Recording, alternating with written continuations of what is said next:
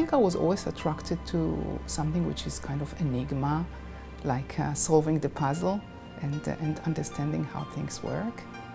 I don't think there was a point in my life that I thought I'll be anything else but a doctor, you know. I mean, my brother was very sick, so that was like a scar in our family. And it turned out that physicians are all that count. They are, if you want to grow up and to be a mensch, you need to be a doctor, I guess.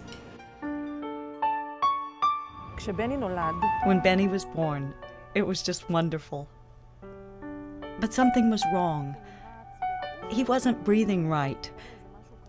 His condition got worse. He went into a coma and was suffering terribly. Nobody could tell us what Benny had, and the metabolic attacks kept coming.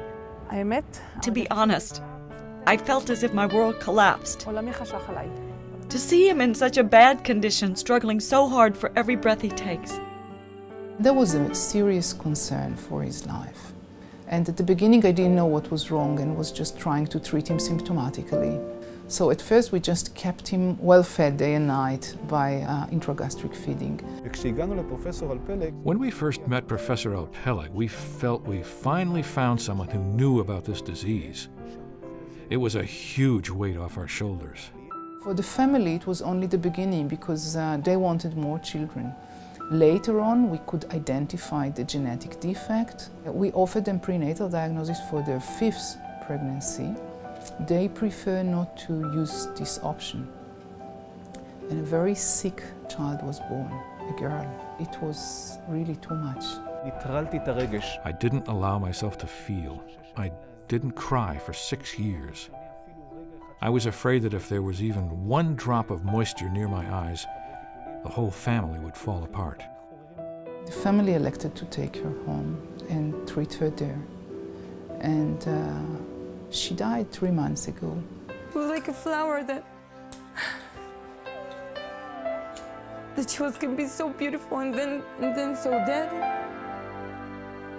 Shani's death left her sisters and the rest of her family devastated.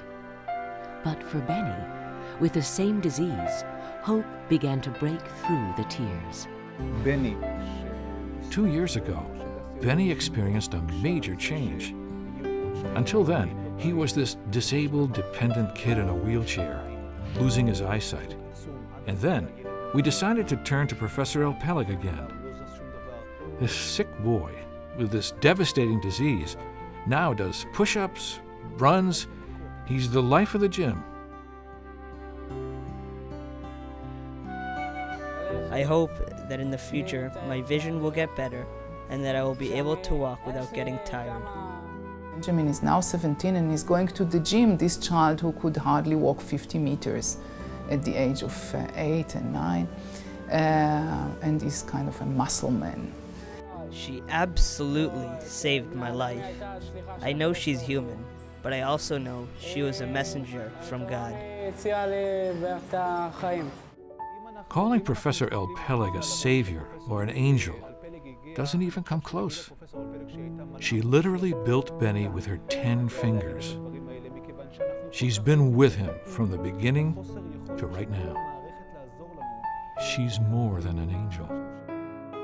It turns out that it's very difficult to arrange a marriage for a girl whose family had a child with a neurological liver sickness which is known to be genetic.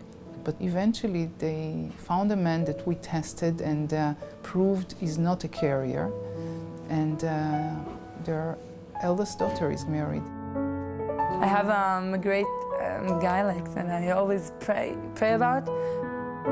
It is, I think, very fortunate that within this year that they lost a child, they are going to start a new family for their older daughter. I'm trying never to feel that it is a completion, because then you are just resting and do nothing. And I need to know that there is still something to be done, I think.